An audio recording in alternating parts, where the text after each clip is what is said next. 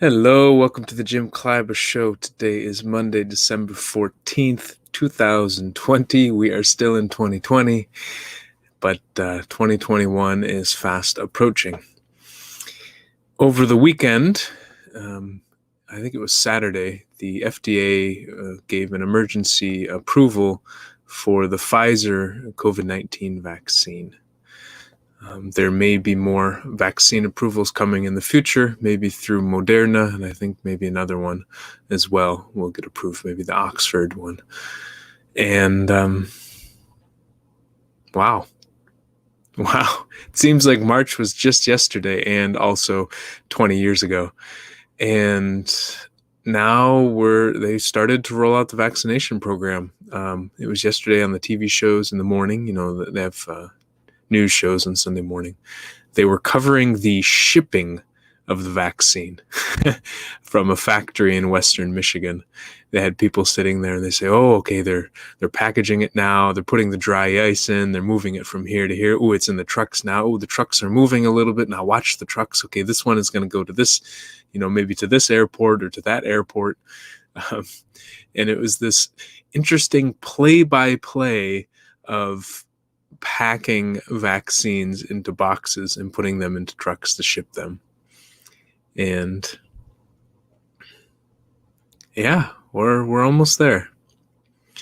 And looking at the vaccines being shipped out, I've had a lot of anger and frustration at how our country has not done well in terms of containing the virus, in terms of tracking and, testing and tracing it, in terms of many things like that. But when it comes to the logistics of shipping a vaccine, I think we're one of the best countries in the world to do it. So I'm excited for that because I believe we'll actually do this really well. I know that the vaccine requires, I think it's supposed to be -70 Celsius or Fahrenheit, I'm not sure, at all times. And I believe that we'll do that quite well in this country compared to some other places. Problem with the beard is that sometimes you'll get a stray hair and you don't know where it comes from. There it is. So I'm excited for this vaccine to roll out, for it to be transported all over the country, and for it to start being given to people, especially the healthcare workers.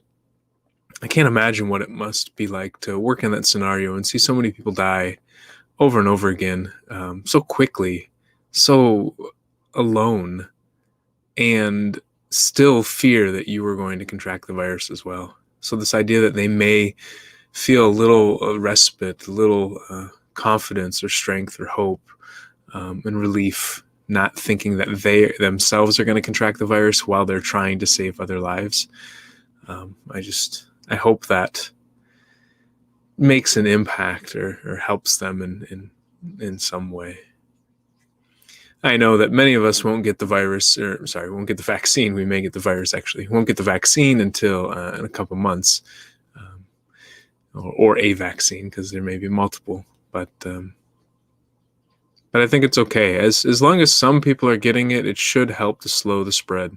The more the people that get it, the more that the spread should slow down. The more that the virus should be somewhat contained.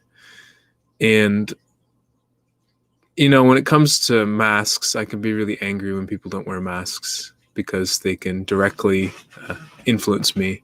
But when it comes to vaccines, if I'm able to get one, then I don't have to care so much about how other people are behaving.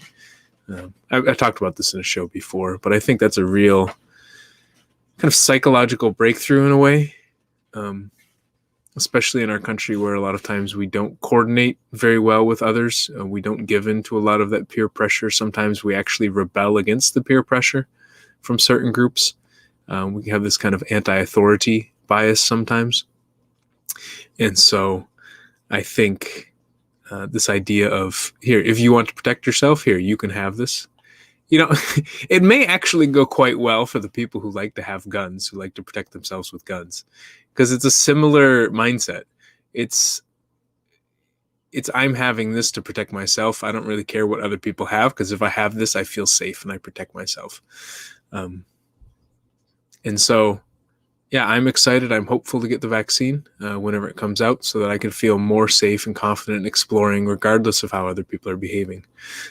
It's a way to build up my defensive strength, um, to be able to protect myself no matter what's thrown at me.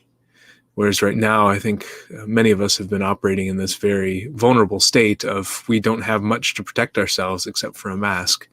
And the regular surgical masks don't do as much to protect oneself as like a N95 mask.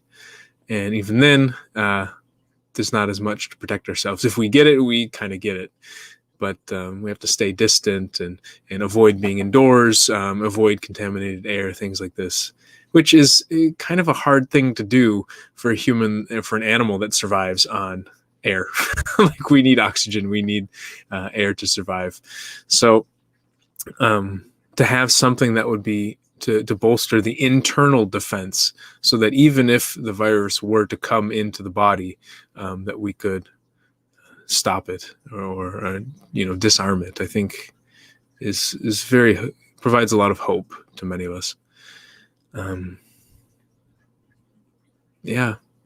Like, and the other thing is that it's given that it's 90 to 95% effective or something like that, it will drastically reduce the odds that we will contract the virus. And also, I imagine, even if we did contract it, it may drastically reduce the odds that we'll get very sick from it, which I guess the two things that we were trying to prevent, right? Prevent getting it, but also prevent dying from it, or prevent long-term consequences of it. And so if we could achieve both of those with just taking a shot in the arm twice, I mean, it's almost a miracle. Like some of these modern scientific advancements just can just blow the mind. Really, so I just have to go in. Some person sticks me with a needle once, maybe twice with this vaccine, and then I may be safe from this from this virus. Wow, which I've seen kill people that I love. Ha, serious? That's it. So I'm just really grateful for a lot of the work that's being done in the scientific community, in the medical community, in the biomedical community, all these different spaces. Wow. Not only will it save lives, but it'll get to that aspect of fear that I talked about when it came to Ebola. When Ebola was spreading in West Africa, I talked about how Ebola may not spread so quickly from West Africa to the US, but what did was fear. And I think with COVID-19, fear has spread so much. Fear is just taken over so much of our lives. Fear of losing our jobs, fear of getting the virus, fear of giving the virus to someone else, and all that entails with that. Some of us are afraid of the vaccines too. I mean, there's just a lot of fear going around in general. And I hope that with the vaccines and with some people getting vaccinated and people seeing the numbers going down, and there will be more this relief of fear, kind of more hope, more excitement, and more kind of like celebration in a way. The numbers start going down, more people feel confident in the vaccine, more people get vaccinated, because right now a lot of people don't want to be vaccinated. And you know what? That happens with new products. You know, a new iPhone comes out and only a small percentage of the population wants to go get it. But a new iPhone, you know, maybe it's the 10th iteration of it or 12th iteration. So people are familiar with what an iPhone is, but a new type of system comes out, like a new virtual reality or augmented reality thing, very small percentage of the population will go get it. But over time, more and more people will get it as they see their friends using it, as they see their friends enjoying it, as they see the impact it's having on lives. And so I hope it's the same thing with the vaccine, and I expect it to be. As some people get a vaccine, they see it going down, and you know, even if it's not, like, it just means, okay, fine, I'm going to get a vaccine. Whether you get it or not, it doesn't matter too much to me. It matters to me only because the more people that get the vaccine, the more it protects the people who aren't able to get the vaccine. I think some people aren't able to get the vaccine because they have allergies or they have something like this, medical reasons. Some people aren't I think a lot of people aren't able to get it for logistical or financial economic reasons. So in certain countries especially. So the more that we can eliminate the virus here, the less likely it is that we will get it here and spread it to a different country by traveling. And it can decimate populations in certain areas. So also, the more that we get the vaccine and try to, or even test and trace and do all these other non-vaccinated procedures to get rid of the virus, the less it has a chance to mutate and maybe become worse. It could always actually get better through mutation, but yeah. So I'm really excited this vaccine's coming out. What about you? I mean, anyone listening in, are you excited about the vaccine? Are you scared about the vaccine? And when I say the vaccine, I'm talking about the Pfizer one that was just approved. There are multiple ones coming through the pipeline. Do you like vaccines in general? I mean, when I think about vaccines in general, I think so many of us don't recognize how powerful vaccines have been. Like, I didn't grow up worrying that I was going to get polio or smallpox. You know, I watched, what was the movie, Forrest Gump, and in Forrest Gump, I think Forrest Gump himself had polio, and so he was wearing leg braces and he was having a really hard time walking. I never worried about that growing up, and I think the vast majority of people in the U.S. didn't. Most people around the world aren't worrying about that now because there's been a huge campaign to try to vaccinate people all around the world to eradicate polio. And before they eradicated smallpox. And so just knowing that some of these really debilitating and killing, deadly viruses or parasites or whatever they may be, are gone.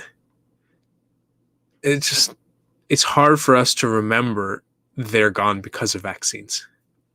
And so we may think, oh, what's the purpose of the vaccine? The vaccine's going to cause more harm than it is going to cause good. I don't know. And when people ask me, oh, are you going to get the vaccine? I say, well, I try to look at it this way. If I get, there's a good chance I'll get COVID-19. And what are the side effects of COVID-19? What are the long-term side effects? What are the most severe side effects? If I get COVID-19, it could be fine. It could be no big deal. Or I could have long-term effects when it comes to lungs, when it comes to blood clots, when it comes to maybe mini strokes, when it comes to the heart, when it comes to other things. I don't really know. Or I could die pretty quick in a couple weeks or a month. Vaccine. With this vaccine, what are the side effects? They've seen, so far, in the short term, they've seen a few allergic reactions in a few people. But very, very small. I think they said 2 or something. Very, very small number of allergic reactions. And otherwise, they see maybe a pain in the arm, maybe a headache, and some slight kind of flu-like symptoms in the short term. Long term, yes, maybe they haven't studied it super long term. They've only been doing it 9 months. They also don't know what the long-term side effects of COVID-19 are because it's only been around 9 months as well. So it's about the same time frame for both of them in terms of studying long-term effects. I believe they're not reporting a lot of the long-term effects like the troubles with the lungs or the troubles with the heart or the troubles with the other things. So if I have to choose one, because it's either this, so if I go with no vaccine, I either get COVID or I don't get COVID, or I go with the vaccine. So there's 3 options: vaccine, no vaccine, no COVID, or no vaccine and COVID.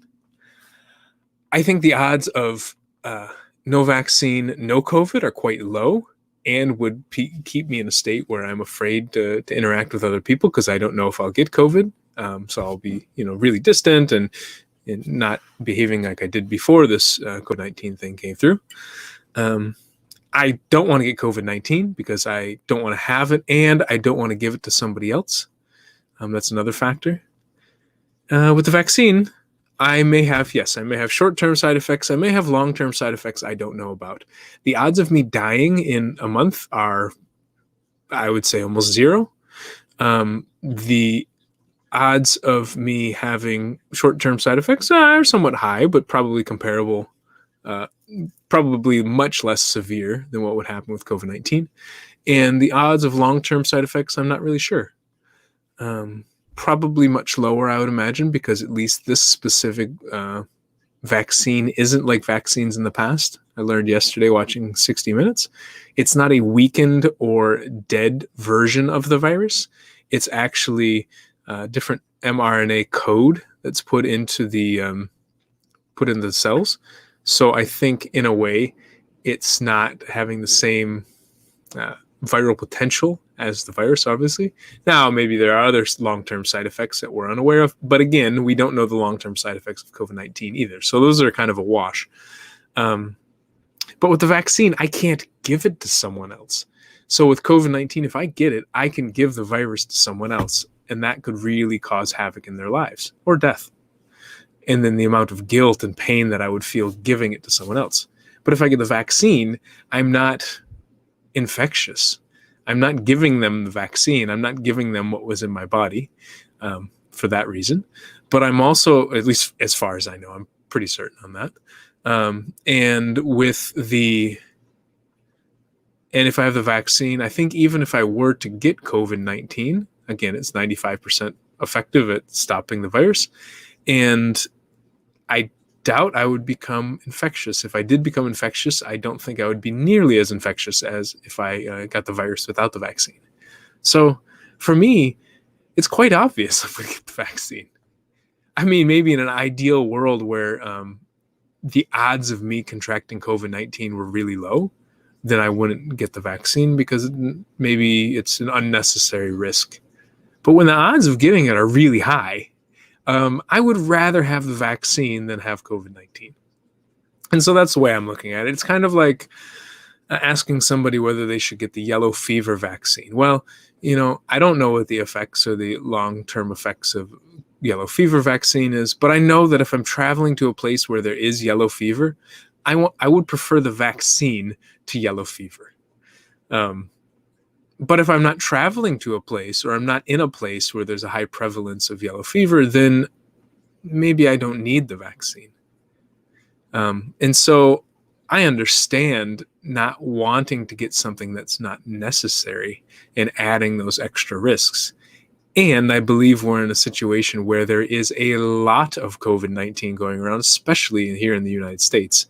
And it's just choosing between which we think is better or worse for us. And honestly, like for me, it's quite clear that I believe that the vaccine is much, much, much safer for me than COVID-19. So if you're out there and you're not sure whether you want to take the vaccine or not, or if you think, perhaps for you think COVID-19 really isn't that deadly. Now, again, maybe it won't be that harmful to you, but the thing about it is that it's something that can pass on. You can pass on to others for whom it will be deadly. And the vaccine you can't pass on to others for whom it will be deadly. Like I said, I'm almost 100% certain that it's not going to have an infectious impact. And so so I understand if you think COVID-19 is kind of like the flu. I strongly don't believe it because I've seen and heard from so many people that have died from it or have seen people die from it. And I can't recall knowing people who've died from the flu. Maybe that's because of statistics and stuff like this. But even then, I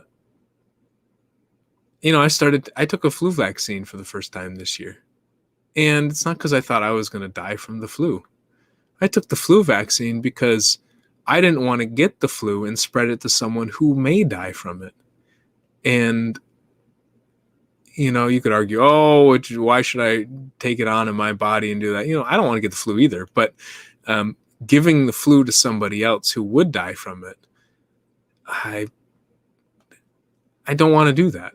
And so when I look at COVID-19, I look at it a very similar way. And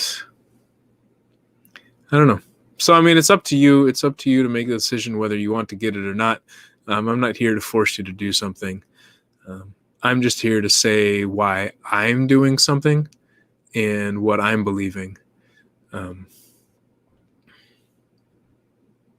just feel this huge relief. I can't tell you how many dreams I've had since March of me being in a place like a conference or a bar or some crowded place. And then I'd say 3/4 of the way through the dream, just realizing, oh no, there's COVID and I wasn't wearing a mask and I was really close with all these different people. Oh no. And freaking out and running. And, this one time I stumbled into a guy, I think who was like 19, who was going to the gym, a really ripped guy, 19-year-old. Said, oh man, COVID, you don't want to get COVID. It messed me up. And I'm thinking, you're 19 and you're like strong. Oh, I'm in trouble. And just waking up with this fear and this regret and this anger at myself for not having the discipline to just wait. And now we're there. The waiting is almost over. They started to vaccinate people today, I believe, in New York. Like an ICU worker in New York received a vaccination today, and it's going out throughout the country. And they already started in England. And we're almost there. We're almost there. Just to have the patience to wait, to have almost like hibernate for the winter. They say that almost, I think Dr. Fauci was predicting that by April, most people will be able to get a vaccine if they want, which is earlier than I thought. I thought it was going to be June or July. So if it's April, that's really just the end of winter for most of us here in the Northern Hemisphere. To just wait, to just hibernate, to have kind of a relaxing, kind of reflective winter. Just wait to insulate ourselves. And then come back out in spring after we get the vaccines, feeling safe, interacting with more people, and life can go back to normal in so many ways. Almost there. There's a slight tinge of elation. Oh my goodness, we are almost there. There's kind of a sadness too. Like, okay, once we get there, life will just go back to what it was before. It wasn't necessarily that great before. And feeling of kind of the almost a gratitude for what we've had. Now, it's a weird thing to say, and maybe it's coming from a very dramatic place of privilege, right? Because here I am, and I haven't had the same struggles that other people have had financially or socially or emotionally or like physically in death and things like this. I haven't had it nearly as much. I don't know. It's a special time in our lives. How many of us have spent this much time with our family? How many of us have spent this much time at home? Now, fair. Some people may have spent much less time with their family during this period. Some people may have spent much less time at home. I think it's easy sometimes sitting in our home to assume that everyone else is going through the same thing, but we're not. We're all going through different things. And maybe just being grateful for that we all have different experiences. We all bring something different to the table. Oh, goodness. The vaccine is here. Who would say that? It's more of like a friend in East Africa. Here. More like, I think, Ugandan. It is here. What is here? Okay. Yeah, so we're almost there. Just breathe in. Breathe out. Take it one day at a time, and yeah, just grateful for all the people who've been taking maybe the technical and emotional brunt of this. So many of us are feeling it in many ways, and I just think some people, as they say, on the front lines, which more of a military term, I think, but some people who are just confronting this on a day-to-day basis. Whereas for many others of us, I think it's easy to forget, Yeah, we remember, okay, don't go out and interact with people, but we're not seeing the carnage in a way. So just grateful for those who have been going at it pretty much nonstop for 9 months. And hopeful that we're almost there. All right, y'all. I'm going to head out. Cut the show a few minutes short because why not? All right. Talk to you soon. Take care, y'all.